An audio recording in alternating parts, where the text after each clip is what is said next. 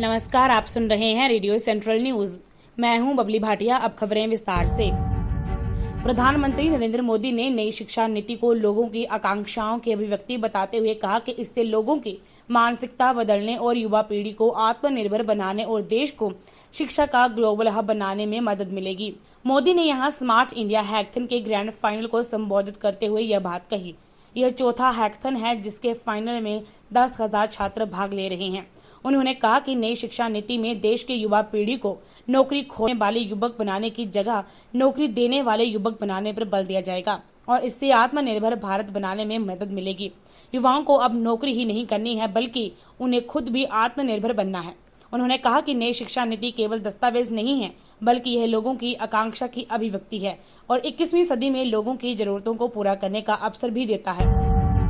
देश में corona virus से संक्रमण की बिगड़ती स्थिति के साथ ही 2 दिनों में 1 लाख से अधिक संक्रमितों के सामने आने का सिलसिला जारी है और इस कड़ी में शनिवार को इस बीमारी की चपेट में आने वालों की संख्या 17 लाख के पार पहुंच गई है। इसी के साथ ही अच्छी बात यह है कि संक्रमण से निजात पाने वालों की संख्या भी 11 लाख के करीब पहुंच गई है। इसी के साथ ही अच्छी बात यह है कि संक्रमण से निजात पाने वालों की संख्या भी 11 लाख के करीब पहुंच गई है। राज्यों के स्वास्थ्य विभाग से संक्रमितों के मिले आंकड़ों के अनुसार देश में अब तक कोरोना संक्रमितों की संख्या बढ़कर 17,01,489 हो गई है, जबकि स्वस्थ होने वालों की संख्या 10,96,893 पहुंच गई है। कोरोना से अब तक 36,587 लोगों की मौत हुई है। फिलहाल पूरे देश में 5,67,583 सक्रिय मामले हैं, जिनका विभिन्न अस्पतालों में इलाज किया जा रहा है। विश्व में वैश्विक महामारी कोरोना वायरस के कहर से अब तक 1.70 करोड़ से अधिक लोग इस वायरस की चपेट में आ गए हैं, जबकि करीब 6.80 लाख लोगों की इससे संक्रमित होने के कारण मौत हो चुकी है।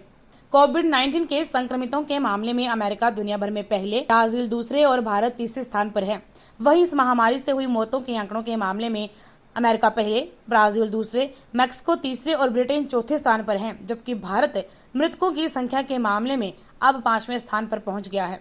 अमेरिका की जॉन हॉपकिंस यूनिवर्सिटी के विज्ञान एवं इंजीनियरिंग केंद्र CSSE की ओर से जारी आंकड़ों के अनुसार विश्व भर में कोरोना संक्रमितों की संख्या 17,59,01,968 हो गई है, जबकि अब तक इस महामारी के कारण 6,79,439 लोग अपनी जान गंवा चुके हैं।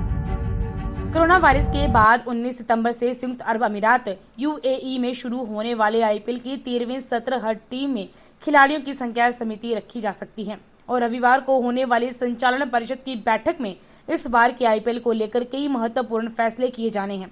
IPL का आयोजन इस साल 29 मार्च से होना था, लेकिन कोरोना के कारण लगे लॉकडाउन की वजह से भारतीय क्रिकेट कंट्रोल बोर्ड BCCI ने इस अनिश्चित काल के लिए स्थगित कर दिया था। अंतर्राष्ट्रीय क्रिकेट परिषद ICC के अक्टूबर-नवंबर में ऑस्ट्रेलिया में होने वाली T20 विश्व कप को स्थगित करने के बाद IPL को इस विंडो में UAE में कराने का फैसला किया गया। हालांकि बोर्ड को इसके लिए भी सरकार की मंजूरी का इंतजार है। रेडियो सेंट्रल न्यूज की टीम सभी देशवासियों से अपील करती है कि लॉकडाउन से ही कोरोना को रोका जा सकता है। आप घर के अंदर रहकर इस घातक वायरस से बच सकते हैं। जान है तो जहान है। आपका ये कदम आपकी जान के साथ साथ पूरे देश को कोरोना वायरस के तांडव से बचा सकता है। इसलिए घर पर रहें, सुरक्षित रहें। धन्यवाद।